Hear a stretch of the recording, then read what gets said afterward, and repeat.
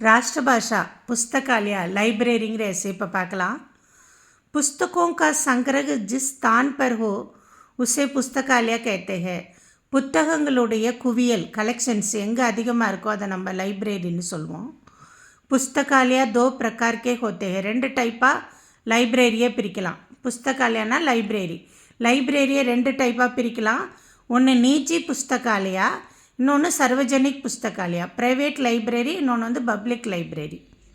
जो खास व्यक्ति के का लाभ के लिए होते हैं. ஒரு ஸ்பெஷலான மனிதன் லாபம் அடையிறதுக்காக இருக்கிற புஸ்தகாலயா வந்து நீஜி புஸ்தகாலயா. जो खास व्यक्ति के लाभ के लिए होते हैं वह निजी पुस्तकालय. ஒரு ஸ்பெஷல் மனிதன் தனக்குன்னு அவங்க வீட்டிலேயே ஒரு பெருசாக லைப்ரரி மாதிரி ஒன்று வச்சுப்பாங்க. இல்லை பொதுவான இடத்துலையும் அவங்களுக்குன்னு அந்த லைப்ரரிக்குள்ளே யாருமே போக முடியாது. அது வந்து निजी पुस्तकालय. जो पुस्तकालय जन साधारण के लिए है वह सार्वजनिक पुस्तकालय कहते हैं.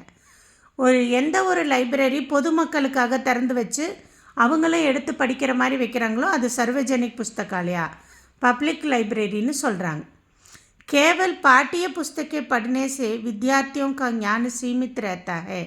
ஒன்லி பாட புத்தகங்களை படிப்பதனால மக்களுடைய நாலேஜ் வந்து லிமிட்டடாக தான் இருக்குமா, அறிவு டெவலப் ஆகாதான். साथ ही साथ पुस्तकों से अच्छी पुस्तकें पुस्तकालयों से अच्छी पुस्तकें पढ़ने से उनका ज्ञान विशाल बनता है.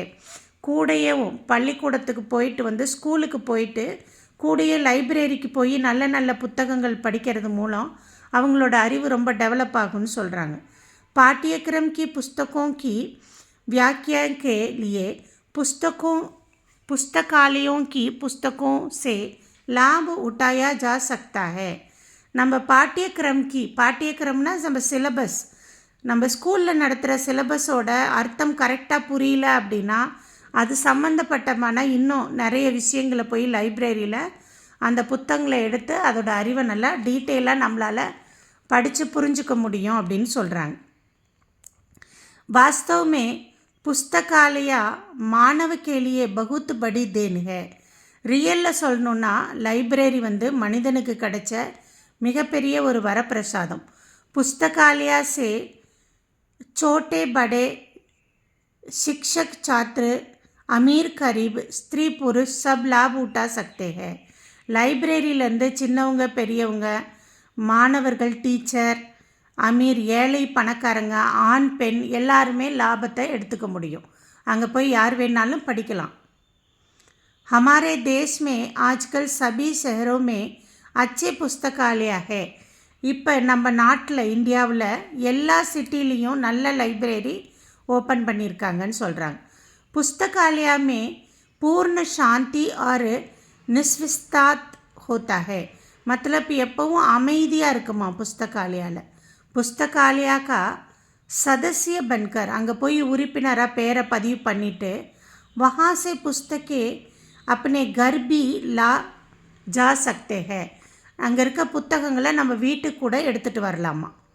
पुस्तकालय वास्तव में बड़ी उपयोगी संस्था है. புஸ்தகாலயங்கிறது வந்து ரொம்ப யூஸ்ஃபுல்லான ஒரு इंस्टीट्यूट, ஒரு நிறுவனம். इसे प्रत्येक शिक्षक मनुष्य को लाभ उठाना चाहिए. ஒரு மனிதனும் அதோட லாபத்தை ப்ராஃபிட் அடையணும். அந்த புஸ்தகாலயா போய் அங்கே படித்து பெனிஃபிட் எடுத்துக்கணும். ये बड़े हर्ष की बात यह है कि आज भारतवर्ष में पुस्तकालय लोकप्रिय बनते जा रहे हैं. இப்போ ரொம்ப ப்ரௌடாக ஃபீல் பண்ணக்கூடிய விஷயம் என்னன்னு பார்த்தா இப்போ இந்தியா பூரா லைப்ரரி போகிறத மக்கள் ரொம்ப விரும்புகிறாங்க அப்படிங்கிறாங்க. ये देश की उन्नति का शुभ लक्षण है. நம்ம நாடு முன்னுக்கு வருதுங்கிறது, முன்னுக்கு வரப்போகுது அப்படிங்கிறதுக்கு இது ஒரு நல்ல அடையாளமாக இருக்கும் அப்படின்னு சொல்கிறாங்க. All the best. நல்லா எழுதுங்க.